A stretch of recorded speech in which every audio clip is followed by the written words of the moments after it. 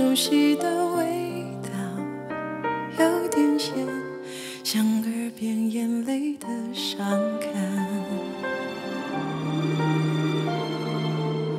那是种很小心的呢喃，仿佛诉说着前尘缘。虽然听不清是怎样一段过往，却能感知一种不舍叫思念。前生的爱终究会留下一个记号，就是我偷偷把眼泪都吞掉，怕不能说得动自己承受，而你却什么都不知道。前生的爱终究会留下一个记号，就是你所有记忆都清空掉，只有陌生眼神看着我，直到有天我们都变老，这秘密依旧完好。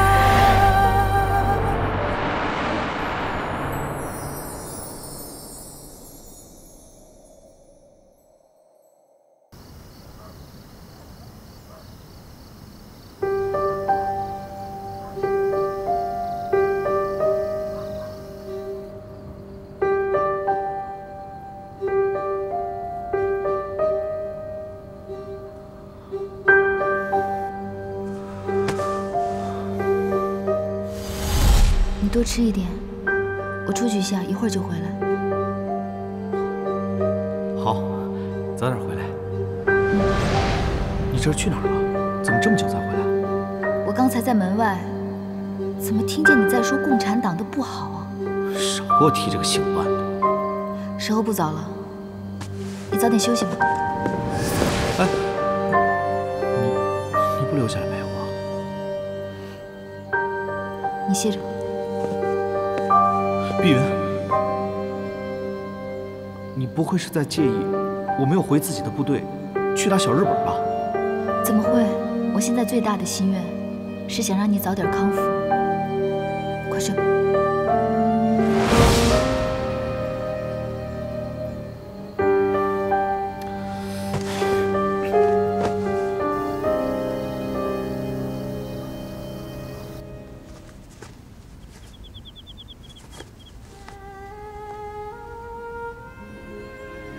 四少奶奶，您怎么不去四少爷的房间里面休息啊？我怕打扰他休息。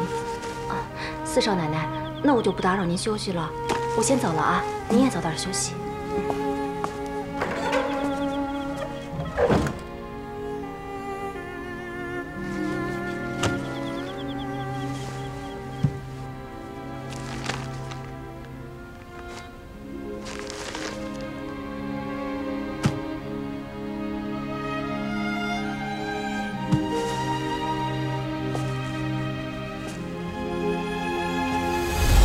你这是去哪儿了？怎么这么久才回来？少跟我提这个姓万。哎，你不留下来陪我？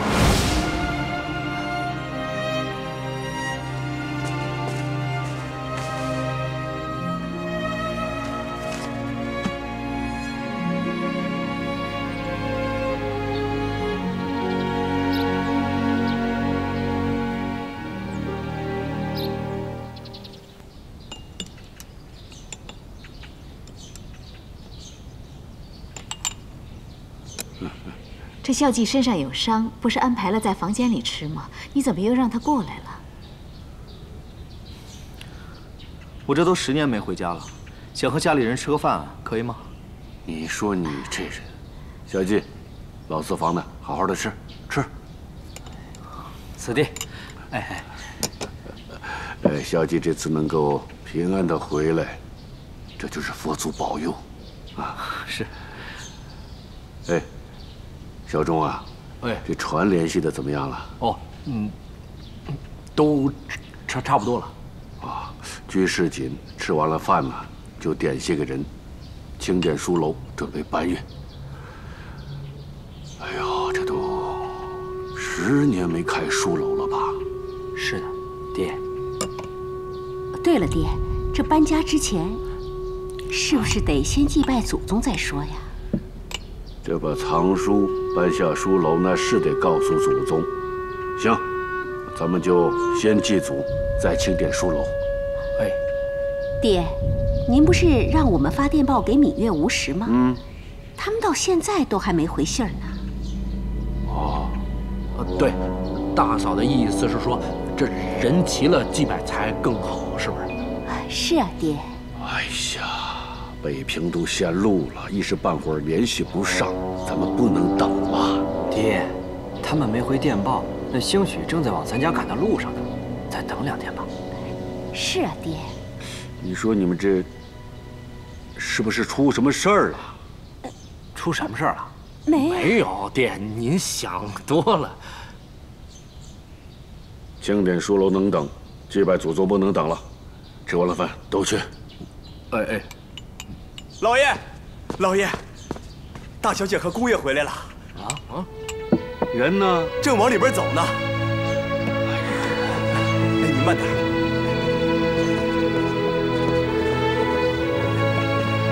芈月，吴先生，回来了。哎呦，回来就好。来，看看，真好。好，进去待着去。太太，芈月都长成大姑娘了。芈月，吴先生，太太大嫂，回来就好，回来就好。哎呀，我们家芈月真是越长越漂亮了。谢谢大嫂。二哥、二嫂，跟二哥还这么客气上了啊！芈月，这10年可让二嫂想死了。我也想死你了。回来就好，回来就好啊！过来，四哥、四嫂，这个死丫头，还记得回家？谁不记得回家啦？四嫂，我都想死你了。四嫂也想你。怎么样，跟吴先生过得好不好？挺好的，他挺疼我的。是吗？这样四嫂就放心了。路上辛苦了吧？还好，还好。吴先生啊，四少爷，呵，几年一点没变哈。吃没吃东西啊？还没呢。你看看你，都瘦了。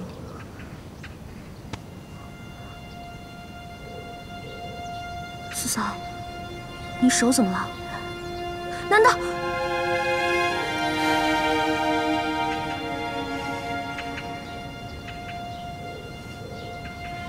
你受苦了，四嫂。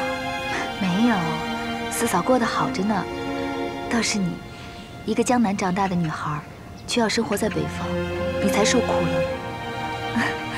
四嫂给你做点好吃的，补一补啊。阿东啊，哎，让这个厨房再给炒2个菜。好，不劳阿东。爹，这一路走走停停，用了10几天，身体也乏了。我先回房间休息了。啊，好，这样吧，爹，我送吴先生回屋。好，去吧。走吧。啊，拿着。是。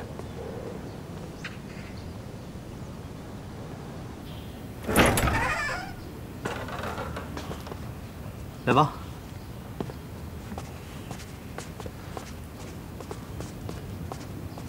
没想到过了这么多年，房间还是这么干净。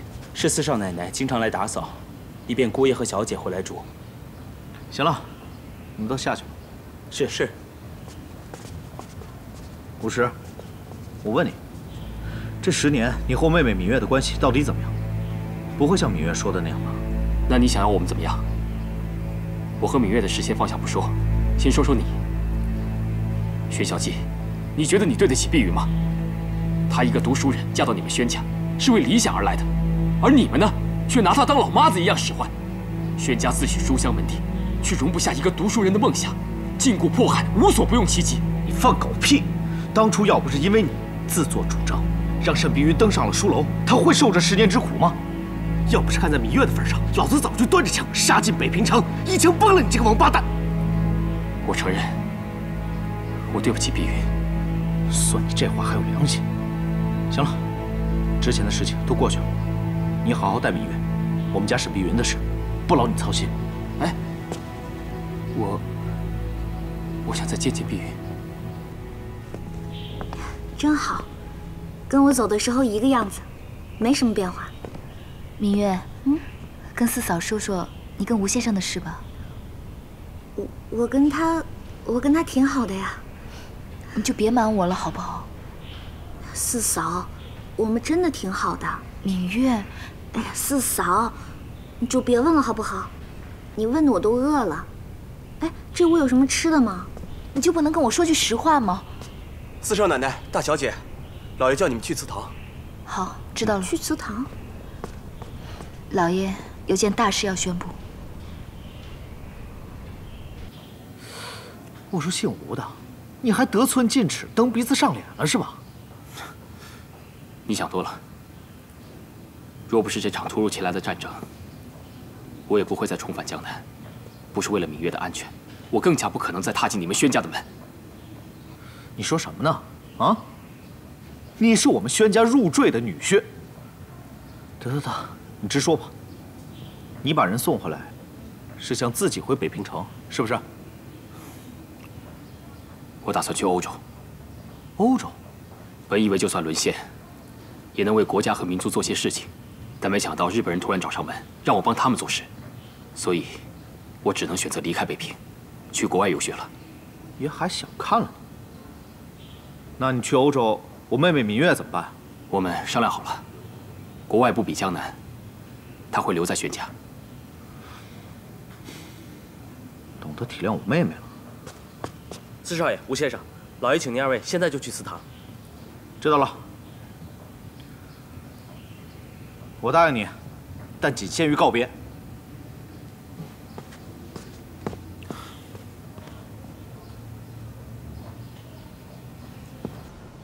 不孝子孙宣泽恩，携全家老小叩见列祖列宗。因为战火危及到了惠治阁的安全，所以把那些个藏书请出惠治阁，请列祖列宗见谅。拜，再拜，三拜。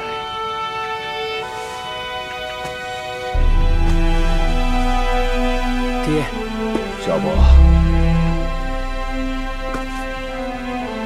小钟，爹，听着，现在战事紧，多余的话爹就不说了。拿着钥匙，带着人，赶紧上书楼去清点书。可千万得记住了，别伤了那些个书。放心吧，爹。小鸡呀，爹，拿着。作为宣家人，你应该知道，那些个藏书是咱们宣家的命，是咱们的本。拿着钥匙，一路上得好好看着那些书。四儿谨记，宣家藏书在，四儿孝祭便在。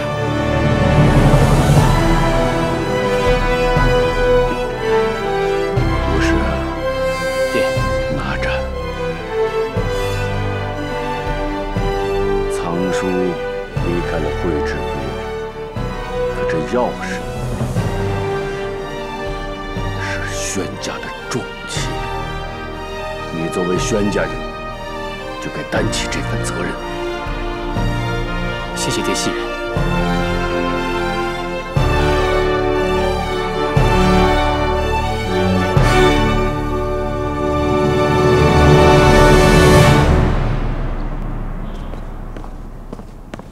四哥，芈月，爹就是不想让书楼毁在日本人手里，他才同意签的。但现在他为什么连签哪儿都不知道，却还要签呢？芈月，这战事越来越急，爹也是没办法，现在只能走一步看一步啊。这爹一向是心思缜密，怎么碰到关于书楼的事儿他就这么冒失呢？跟你四嫂一个口气。反正我觉得爹的决定是对的，这书楼安全，人才能安全。那你就是说四嫂也不同意签呗？他唱反调，那是因为他唱惯了，你就别瞎起哄了啊！哎，四哥，这四嫂跟我说了你这些年的经历，你坐过牢也打过仗，所以现在中国是什么样子，你应该很清楚。咱宣家的书在外人眼里那就是一块唐僧肉，谁不想割一块尝尝鲜呀？就你人精，爹他能不知道？算了，我不跟你说这个，我找四嫂说去。哎，敏月，那个，他在哪儿？啊，来，坐，正好啊，四哥正想跟你聊几句呢啊，来。哥，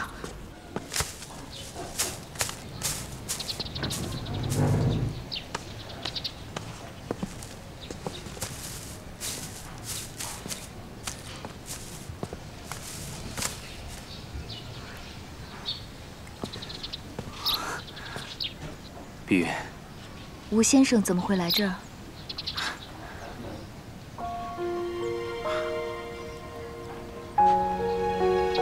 那么多云草啊！刚嫁进宣家那会儿就已经开始收集了，收集了这么多年，眼看书都要搬走了，可是还是没有派上用场。藏书必度用云草，是藏书人的惯例。你越来越像宣家的人了。吴先生接管了书楼的钥匙，不也已经是宣家人了？碧云，这10多年你过得还好吗？江南大家的四少奶奶怎么会过得不好呢？你就别宽慰我了。老爷写给芈月的信，我也大多都看了。四少爷坐了10年的牢，你在宣家也苦熬了10年吧？虽然离实现心愿还很遥远，可是比起那些流离失所的人，我已经很知足了。那就好。你跟四少爷，我跟四少爷是互相牵挂了10年。你不会爱上四少爷的。你们的婚姻原本从一开始就是个错误。吴先生，你还想说什么？你和四少爷，就像我和芈月，原本从一开始就是错的。四哥，你这乱七八糟的跟我扯些什么呀？我是真的有事儿要去找四嫂。哎，干什么呀？你着什么急啊？啊，跟你四哥聊个天显得这么不耐烦，你还是不是我亲妹妹？你是不是又拿这一套来拖住我？是什么？你说，四嫂是不是跟吴氏在一起？你瞎说什么呢？还说没有？你10年前就这样跟我东拉西扯的，就为了让他们单独在一起，创造机会。我跟你说这事儿，我记你一辈子。说，他们俩到底在哪儿呢？你倒是说呀！哦，我说，他们这会儿应该在后院。不过芈月，你可别乱来啊！这吴先生就是想跟你四嫂道个别，没别的。瞧你紧张的，你还真以为你妹妹我是10年前没长大的那个小丫头啊？我是说，我跟吴氏一起去跟四嫂说，那才显得正式呢。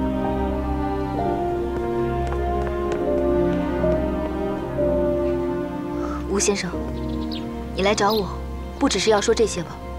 啊，我来是想告诉你，我马上就要去欧洲了。至于什么时候回国，还要看战争的情况。去欧洲？你一个人去？一个人，船票已经订好了，下个月5号在香港登船。芈月呢？她知不知道？我当然知道了。芈月，船票还在我手里拿着呢。我可不是要偷听你们说话的。哎，四嫂，你晒了这么多云草呢？我攒了很多年的。哦，对了，我听四哥说你也不同意搬家，我过来找你就是商量这事儿的。啊，你们聊吧，我先走了。等等，吴先生，这搬家的事我也想听听你的意见。这是宣家的事。啊，我的意思是，宣老爷，爹不是已经决定了吗？再者，搬有搬的好处，不搬有不搬的理由，我不倾向于任何一方。我去跟爹说一下明天要走的事。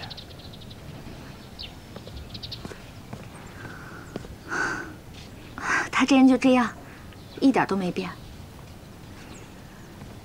四嫂，芈月，你真的打算让吴先生一个人去欧洲吗？我帮你晒云草吧，四嫂，别说我跟吴氏的事儿了。哎呀，芈月，如果你跟吴先生的感情关系到轩家藏书的安全呢，我是不是可以跟你多说几句啊？我跟他的感情关系到藏书的安全？对。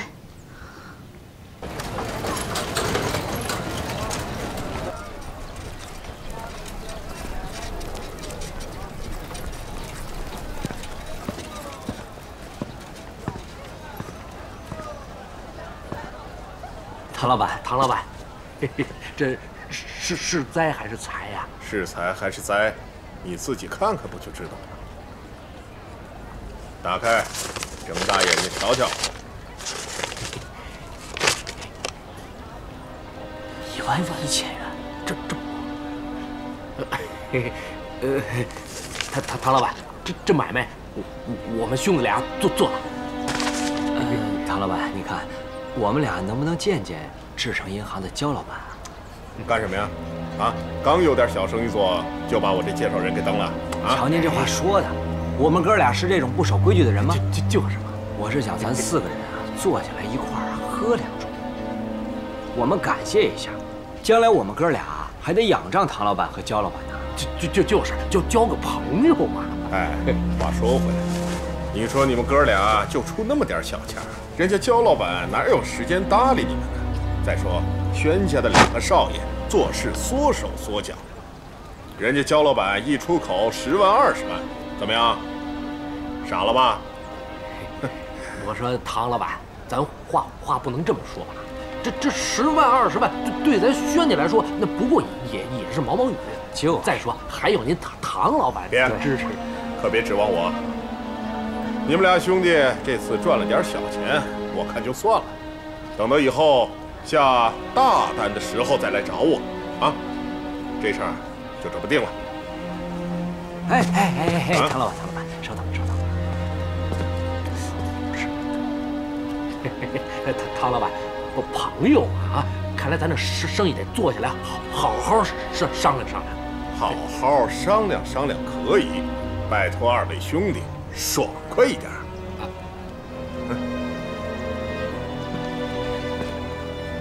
哎呀，这不是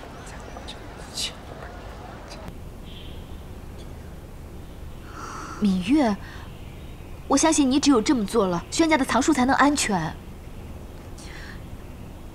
这事我做不了，我真的做不了。四嫂真的不想看到你再去荒废10年青春了。这事儿我真做了，吴氏肯定不会原谅我的。四嫂可以帮你的。四嫂，我爱吴氏，其实他从来没有把芈月放在过心里。但我只要能朝夕陪着他，我就会特别幸福，特别快乐。但我要真做了这事儿，只会落下他的怨恨。可是现在，轩家藏书的安全才最重要。而且我相信，吴氏会通过这次重新认识你，这也是唯一的一次机会。可这真的可以吗？你要相信我。四嫂，你变了，你变得越来越在乎这个家了。可芈月跟你不一样，这些东西不是芈月要的，那些藏书也跟我没有关系。芈月，四嫂，你可以骂我没出息，但我就是这样一个人。为了那份卑微的爱情，有些事情我真的不能去做，也不想去做。对不起。好吧，既然是这样，你就当我今天什么都没有说过。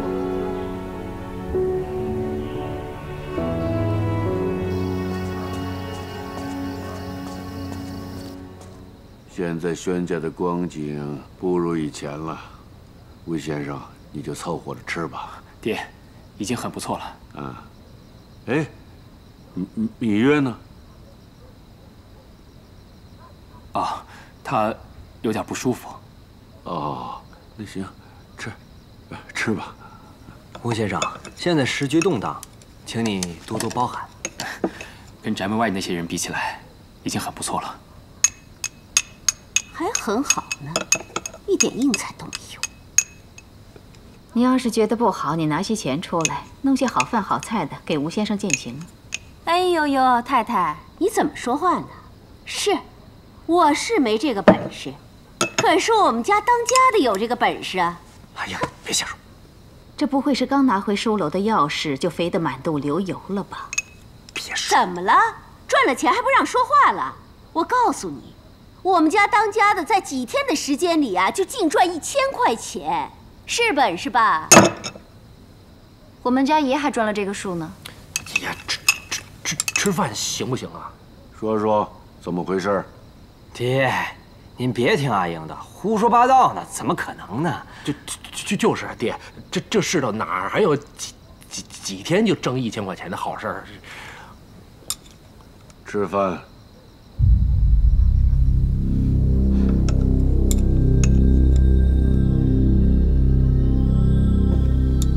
爹，小伯愿意把挣的钱全拿回家来搬家用。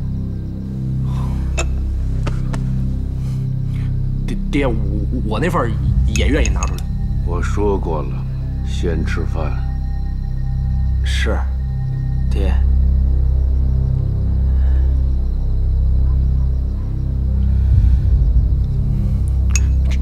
吃。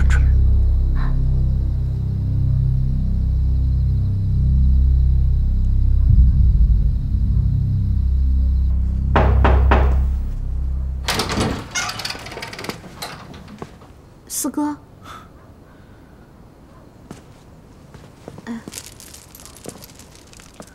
这吴石明天一早就走了，心里不好受，才不去吃饭呢，是不是？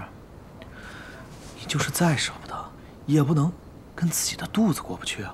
嗯，四哥，我问你，四嫂爱你吗？你这没头没脑的瞎问什么呢？你饿傻了吧？你回答我呀，这对我很重要。这10年不见，你怎么变成碎嘴婆子了？你到底说不说嘛？好，我说，我和你四嫂。说呀，你和四嫂怎么了？她不爱你是不是？她跟吴氏还有死灰复燃的可能是不是？你胡说什么呢？你答不上来，就是因为你不确定四嫂还爱不爱你。但我能确定，四嫂她爱的只是轩家的书，她眼里根本没有你。谁跟你说你四嫂不爱你四哥的？她爱。你确定？当然确定。真的？你四哥爱她，她也爱你四哥。四哥，你怎么了？这是啊？怎么了？芈月要做一件对不起大家的事儿了。对不起大家，你瞎说什么呢？啊，你可别吓唬我啊！我就是吓吓你啊。吴石，四少爷在啊。你回来了。啊，吴石，你明天还要早起，早点休息吧。不许胡来。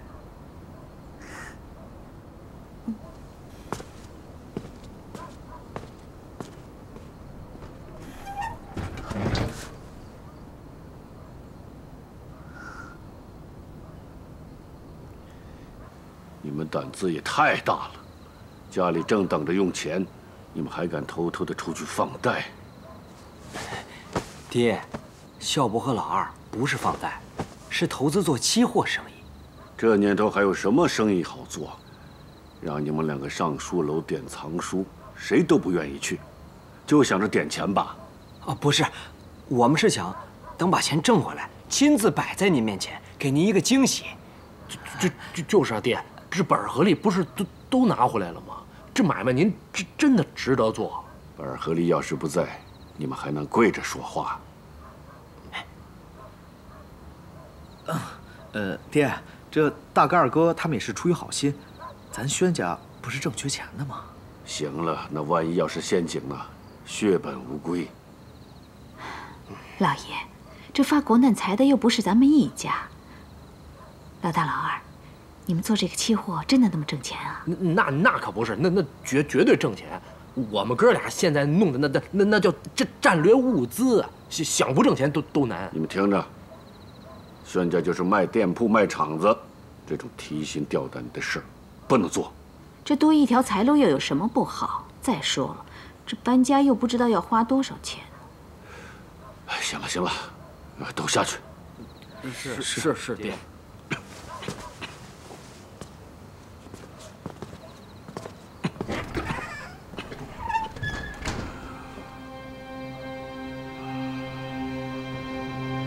芈月，你今天怎么乖乖的？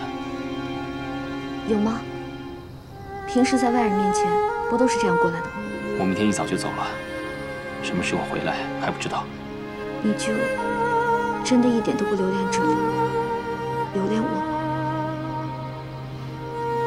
对不起。这3个字，你已经说了10年了。那你早点休息吧。你睡床，我在沙发上将就一晚上。没想到回来了还要过这样的日子。是啊，这样的日子也该结束了。这次我去欧洲，我游学不归，你登报离婚，就算两不相欠吧。好，两不相欠。这样吧，为了庆祝我们和平分手，喝杯酒吧。啊，好。我去倒酒。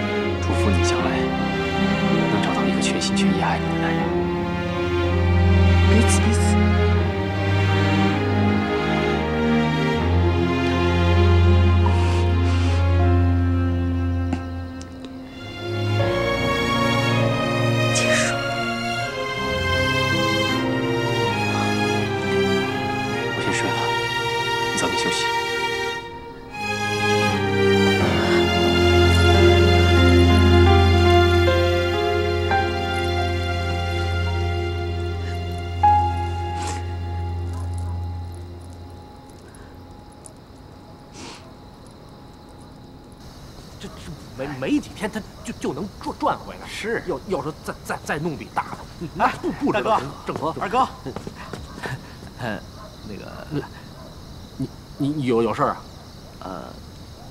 啊？没别的事，就是想请2位哥哥出去喝一杯，怎么样？赏脸吗？啊？不是，你老婆又不理你了？说什么呢你？我说老四啊，你伤还没好利索呢，喝酒伤身，等好了再喝吧。啊，走。我想入一股。可是这弟弟我手头上没钱，不知2位哥哥愿不愿意借我一点？你也想发财啊？谁不想发财啊？这钱多又不咬手，我想。四少爷说的对，钱多了不咬手，也算我一个。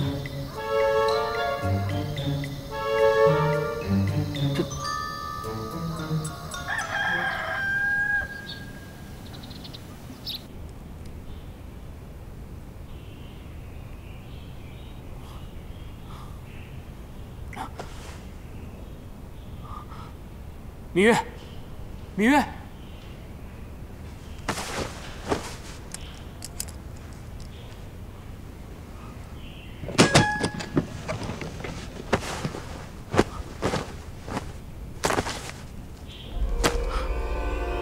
传票。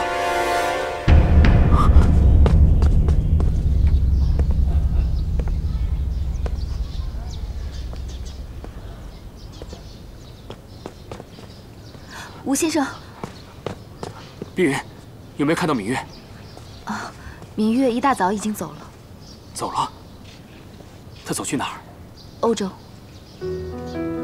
他拿着我的船票，去了欧洲。是的。这到底怎么回事啊？因为芈月说，她不想一辈子当一个庸俗的人，而成为你感情上的拖累。与其改变不了你，那么她就改变她自己。改变自己？有什么好改变的？因为芈月她太爱你了。爱我？爱我就可以这样吗？碧云，我也爱你，但我绝不会对你做这种事情。这不一样。一个人真爱对方，不管发生什么事情，也绝不会伤害对方。吴先生，芈月她已经走了。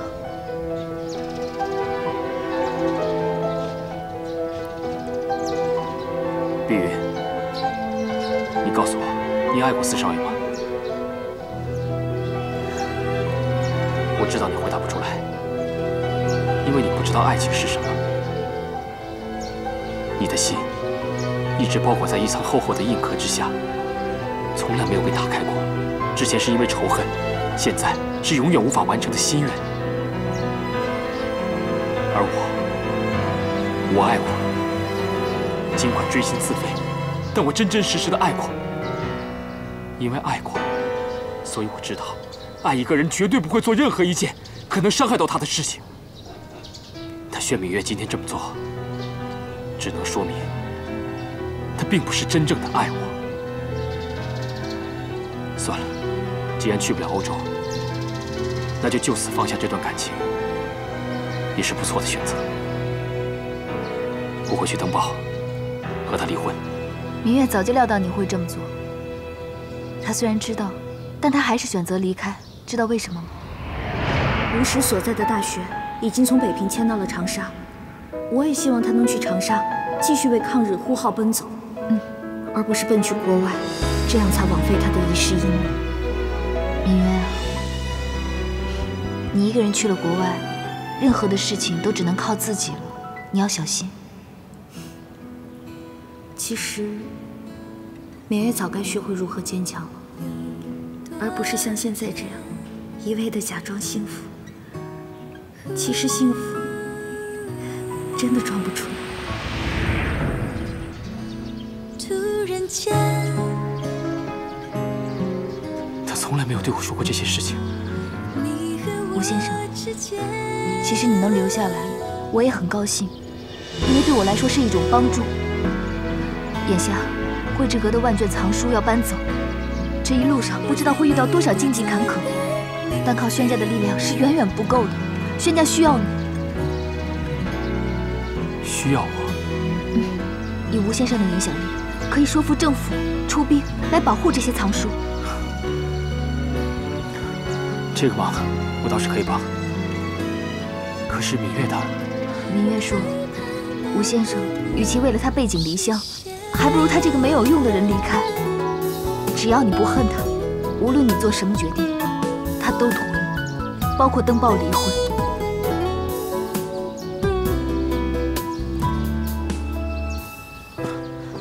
吴先生，我去送送他。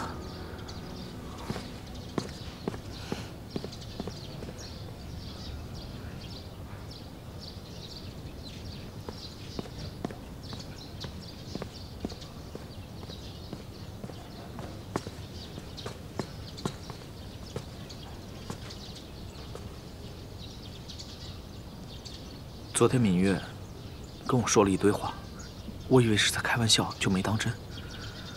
真没想到，她就这么不声不响的走了。4少爷，我现在没有时间跟你说这些，我们改天再说。等等，你现在为什么对我越来越不耐烦了？我没有，你误会了。我刚才是找吴先生有事情说，现在说完了，我要去忙我其他的事情了。沈碧云。你可以跟吴石在这里没完没了的说上一大堆废话，就不愿意和我多说一句呢？因为我真的是有急事。什么急事？你是为了躲避我吗？我要去找阿栋，我要让他去看看二爷有没有回到杭州来。行了行了，就别再找借口了。10年了，你还在恨当初我对你的不信任，还在介意这件事情是不是？你怎么会突然间提这些？那你能让我怎么想？我是在担心你大哥跟二哥为了搬家用钱而中了别人的圈套。你的眼里为什么有那么多的晦暗和阴谋？啊？是不是因为你的心里还没有放下仇恨，所以你之前所说的放下是在骗我，对不对？对不起，我要去找阿东了。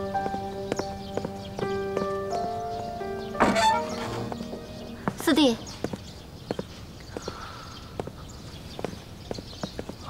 二嫂，这碧云是怎么了？走得那么匆忙？她的疑心病又犯了。哎，二嫂想跟你说两句。你看这轩家现在乱糟糟的，大家也都是为了筹钱搬家，可是碧云非得让我拿出所有的钱去施粥。虽然我也不在乎这些，可你看咱家门口那些乞丐越来越多，我真害怕到最后钱没了，家也没搬成。他为什么要逼你这么做？还不是怀疑我对这个家有二心吗？二嫂，我代沈碧云向您道歉认错。哎，这可使不得。我现在除了说这些，也帮不了二嫂什么了。这要是说帮，还是帮得上的。你大哥跟你二哥也到处找钱，其实是怕爹为了搬家，贱卖了这些铺子和工厂，断了咱们轩家的生计。可是碧云一味的阻挠，这后果怕是不堪设想啊！二嫂，你不用说了，我是不会让沈碧云阻拦搬家的。哦，那就好。